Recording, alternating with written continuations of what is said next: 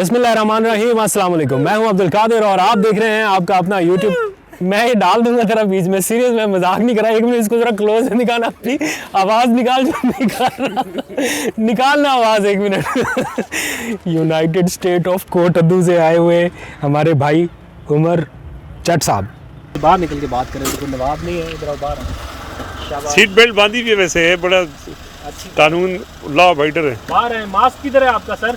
Mask पहन के आए हैं, क्या बात। ये हैंड्स अप, बाहर निकलो। ये बताओ कि इधर क्या कर रहे हैं तुम? आप थोड़ा सा पास आ गए, आवाज़ भी चली गई। नहीं, आपकी आवाज़ कानों में नहीं जा रही? नहीं अच्छा, क्या करने आए हो यहाँ पे? इतने शरीफ क्यों हो गए आप?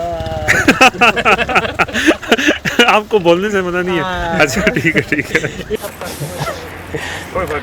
बिस्मिल्लाहिर्रहमानिर्रहीम, अस्सलाम वालेकुम। मैं हूं अब्दुल कादिर और आप देख रहे हैं आपका अपना यूट्यूब चैनल। आज तारीख है 7 अप्रैल और दिन है बुध का।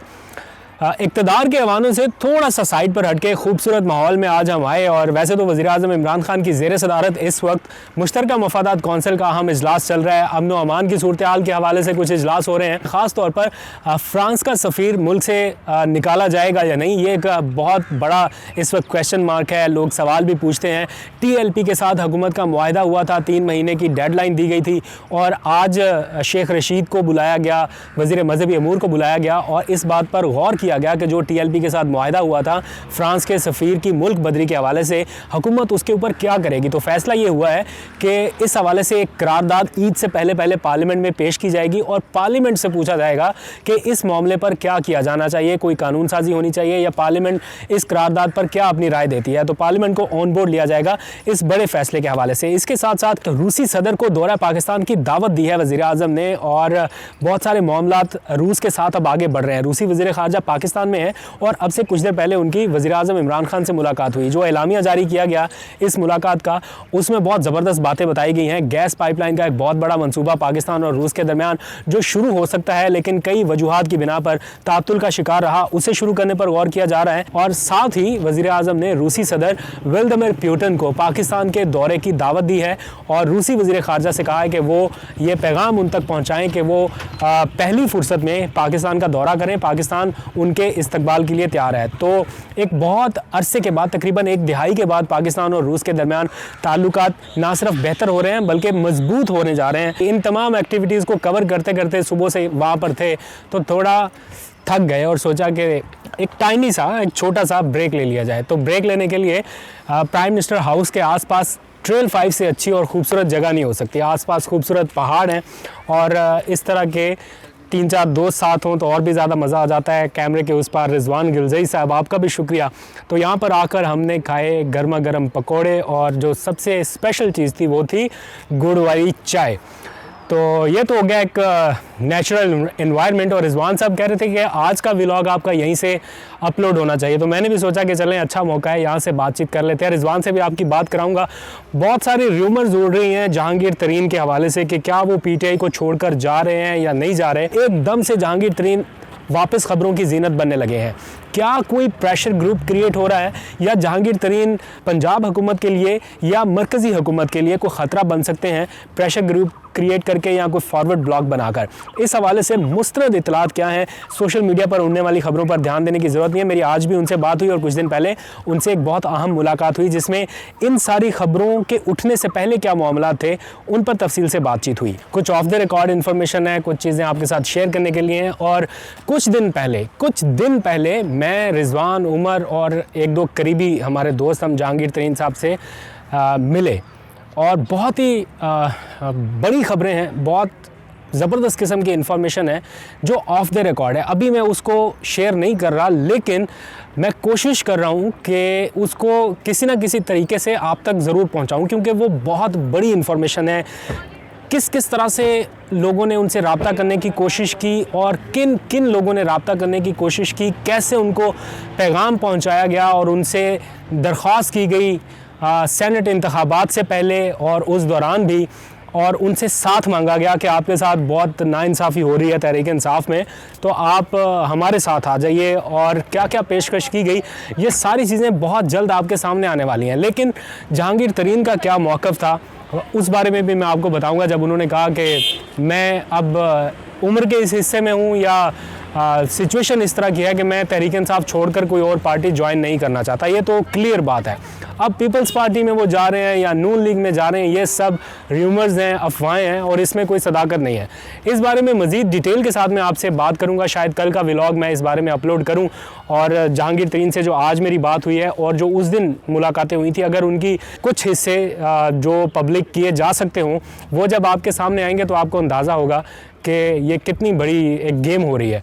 और कुछ लोग हैं इस वक्त जो उनके अगेंस्ट हुए हैं, लेकिन जिस तरह से आज वो अपना ग्रुप लेकर सामने आए हैं उसके ऊपर भी बात करेंगे। जहांगीर तरीन के साथ होने वाली उस मुलाकात में रिजवान गिलज़ई भी मौजूद है। मैं रिजवान से चाहूँगा, रिजवान आप ज़रा इस साइड पे आ जाइए, ज़रा सब बताइए कि आपको क्या लगता है, क्या वाकई विक्टिमाइजेशन हो रही है जहांगीर तरीन के ख़िलाफ़, और वो होने वाली ऑफ द रिकॉर्ड बातें उनको मद्देनज़र रखते हुए क्या जहांगीर तरीन कहीं जा सकते हैं? आपको लगता है कि जाएंगे कहीं पर? अब देखिए, विक्टिमाइजेशन के हवाले से जहाँ तक है, जहांगीर तरीन साहब को ये लगता है कि उनके साथ विक्टिमाइजेशन हो रही है।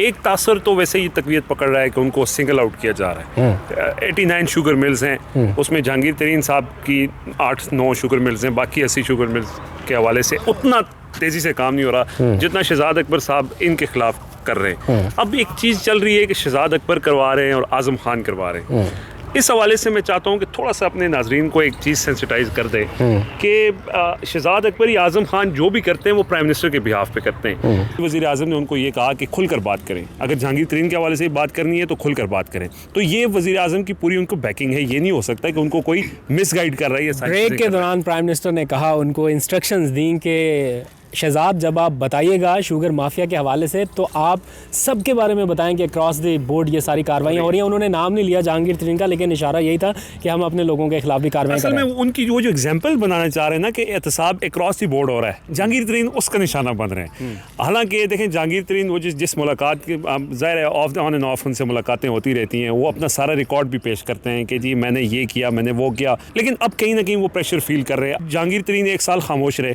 मुकम्मल खामोशी रही, आपने देखा, लेकिन अब जाके उनको ये लगा है कि जब उनको सिंगल आउट किया जा रहा है तो आज उन्होंने अपना पत्ता फेंका है। और ये बेसिकली जैसे निज़ामी साहब ने भी कहा कि ये एक मैसेज था, इस मैसेज को किस तरह लिया जाता है, मेरे ख्याल में हुकूमत को भी अब इस हवाले से देखना पड़ेगा। लेकिन जो एक अक्रॉस दी बोर्ड एहतसाब वाली बात है उसको लेकर जो है हुकूमत आगे चल रही है और जहांगीर तरीन उसका निशान। लेकिन इस टाइम पे क्वेश्चन ये है कि क्या जहांगीर तरीन पंजाब हुकूमत के ख़िलाफ़ कोई इक़दाम उठा सकते हैं? जिस तरह से आज उन्होंने लोगों को साथ मिलाया और ये तस्वीर उनके अपने ऑफिशियल पेज के ऊपर अपलोड की गई। कुछ दिनों से जब हम उनसे मिले उस वक्त ये था कि कोई तस्वीर नहीं आ रही सोशल मीडिया पे, वो कर रहे थे जी कर रहे थे, लेकिन वो तस्वीर अपलोड नहीं हो रही थी। लेकिन अभी ये सारा कुछ एक्टिविटी रिपोर्ट होना शुरू हो गई। क्वेश्चन ये आ रहा है कि क्या वो इन MPAs की मदद से कोई प्रेशर ग्रुप या फॉरवर्ड ब्लॉक क्रिएट कर सकते हैं या पंजाब हुकूमत के लिए ख़तरे का सबब बन सकते हैं? क्योंकि हमें आपको मालूम है कि उनसे कौन कौन लोग इस वक्त राब्ते में हैं। देखें, आज अगर जहांगीर तरीन चाहें तो मरकज़ और वफाक में हुकूमत के लिए प्रॉब्लम पैदा कर सकते हैं। ये तो चीज़ बिल्कुल वाज़ेह है। और आपको याद होगा कि जब ये चीनी की रिपोर्ट आ रही थी तो उससे एक दिन पहले एक बहुत बड़ी मीटिंग हुई थी आपको उस हवाले से, और उसमें यही चीज़ें डिस्कस हुई थी कि अगर जहांगीर तरीन के ख़िलाफ़ एक्शन होता है और वो हुकूमत के ख़िलाफ़ चले जाते हैं तो कैसा होगा। तो बहरहाल अभी लेकिन जहांगीर तरीन साहब जो हैं वो बिल्कुल उन्होंने इस हवाले से खामोशी इख्तियार किए रखी। और उनका जो जिस मुलाकात का आप भी तज़किरा कर रहे हैं उसमें भी कह रहे सवाल ही पैदा नहीं होता। इमरान खान से एक ज़ाती ताल्लुक़ था, उस ज़ाती ताल्लुक़ की बिनात पर भी उन्होंने पैसा भी खर्च किया, लोगों को जहाज़ों में भर भर के भी लाए। लेकिन अब जो है वो थोड़े से मायूस उस वक्त भी थे, लेकिन अब वो ज़्यादा मायूस हो चुके हैं। और उन्होंने आज जो बात की है कि मुझे दुश्मनी की तरफ ना करें अगर ये चीज़ हो जाती है। और दूसरे एक और अफवाहें जो चल रही हैं पीपल्स पार्टी के हवाले से, आपको याद होगा कि पीपल्स पार्टी के हवाले से जहांगीर तरीन साहब कोई सॉफ्ट कॉर्नर रखते हैं, उनसे मुस्लिम लीग नून की तरफ से राब्ते किए गए 2 दफ़ा, एक दफ़ा के लोग आए और दूसरी दफ़ा लंदन में मिले, लेकिन उन्होंने उनको साफ इनकार कर दिया था। लेकिन पीपल्स पार्टी से उनके राब्ते ऑन एंड ऑफ रहते हैं और उनके लिए जहांगीर तरीन साहब सॉफ्ट कॉर्नर भी रखते हैं। तो इन केस अगर आगे फ्यूचर में ऐसी कोई बात हुई तो फिर बताएंगे। आपने बहुत सारी बातें जो मैं नहीं बताना चाह रहा था वो आपने कर दी हैं, तो मैं कोशिश करूंगा कि एडिटिंग के दौरान ये वाली बातें काट दूं, बिकॉज़ ये ऑफ द रिकॉर्ड बातें हैं और उनकी परमिशन के बगैर हमें ये बातें नहीं बतानी चाहिए। तो खैर सिचुएशन ये है कि तरीन साहब इस वक्त इन हालात में कहीं जाते दिखाई नहीं दे रहे, लेकिन अगर उनको इस नहज पर ले जाया गया इतना प्रेशर क्रिएट कर दिया गया या उन्हें लगा कि पॉलिटिकल विक्टिमाइजेशन बहुत ज़्यादा हो रही है उनके ख़िलाफ़, तो फिर वो इस पोजीशन में आ सकते हैं कि वो कहीं ना कहीं कोई ऐसा प्रेशर ग्रुप क्रिएट करके पंजाब गवर्नमेंट के लिए कोई मसला पैदा कर सके, जिसका उनका फ़िलहाल कोई इरादा नहीं है। निज़ामी साहब बताइए, आपको गर्मा गर्म पकौड़े और चाय पिला के और खिला के कैसा महसूस हो रहा है? इन्होंने खिलाए हैं बाय द वे। नहीं, एक तो इस्लामाबाद का वेदर, सेकेंडली ट्रेल 5, आप जैसे दोस्तों की कंपनी और गर्मा गर्म पकौड़े, और साथ में जो एडिशन है वो गुड़ वाली चाय, उसका तो कोई जवाब नहीं। बड़ा मज़ा आया, बड़ी हेक्टिक रूटीन थी। आपको एक तो मुबारक हो कि आप अब प्राइम मिनिस्टर को कवर करने लगे हैं। यूनाइटेड स्टेट ऑफ कोटद्दू से सीनियर रिपोर्टर पीछे बैठे हुए हैं, आप ज्वाइन नहीं शायद हमें कर सकेंगे, लेकिन चलो कोई बात नहीं, आपकी गैर मौजूदगी में हम सिर्फ आपका फेस दिखाएंगे। ये इनके चैनल ने इनको शक्ल दिखाने के काबिल नहीं छोड़ा होगा अभी, माफ़ कीजिएगा, माजरत हार्ड वर्ड्स के लिए, ये हमारा मजाक है, इनके चैनल की तरफ से पाबंदी। आप लोग अक्सर पूछते हैं कि उमर जट को क्यों कैमरे के सामने नहीं लाते, तो वो चैनल की रिस्ट्रिक्शन है, इसलिए सामने नहीं आ पा रहे। निज़ामी साहब, जहांगीर तरीन के हवाले से आज खबरें चल रही हैं, कुछ थोड़ा सा कोई तज्जिया आप पेश करना चाहेंगे इस बारे में? देखिए, तरीन साहब की जो खिदमात हैं पाकिस्तान तहरीक इंसाफ के लिए, वो तो सबके सामने है, ओपन सीक्रेट है, और साथ आज उसका हमने इजहार होता भी दिखाई दिया कि साउथ पंजाब से अरकान कौमी और सूबाई असम्बली जहांगीर तरीन के साथ उनके घर गए, बाद में कोर्ट गए। ऑल दो हुकूमत पाकिस्तान तहरीक इंसाफ की है, लेकिन जहांगीर तरीन की जो रूट्स हैं, जो उनके लोगों और कारकुनों से और जो इलेक्टेबल्स उनके साथ जो ताल्लुकात हैं, उसकी प्रैक्टिकल जो आज आपने एग्जांपल ख़ुद देख ली।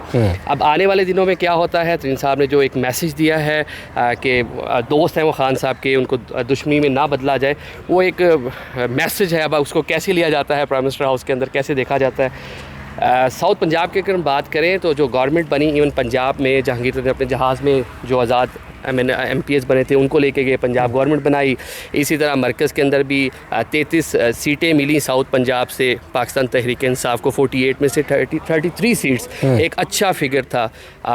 अब उसकी वजह से प्राइम मिनिस्टर जो है इमरान खान प्राइम मिनिस्टर बने, पर पंजाब से सीट्स नहीं मिल पाई, तो उसमें जहांगीर तरीन का बड़ा अच्छा एक रोल था। तो अब मेरे ख्याल से उनके लिए सॉफ्ट कॉर्नर होना चाहिए। केसेस जो बनाए जा रहे हैं उन पर, उनके बेटे के ऊपर, तो इसके सियासी असरात अच्छे नहीं होंगे आने वाले दिनों में। उनसे बात हुई, वो बताते हैं कि मेरे खिलाफ विक्टिमाइजेशन हो रही है, मेरे अगेंस्ट खबरें लीक की जा रही हैं और मीडिया में मेरा ट्रायल किया जा रहा है।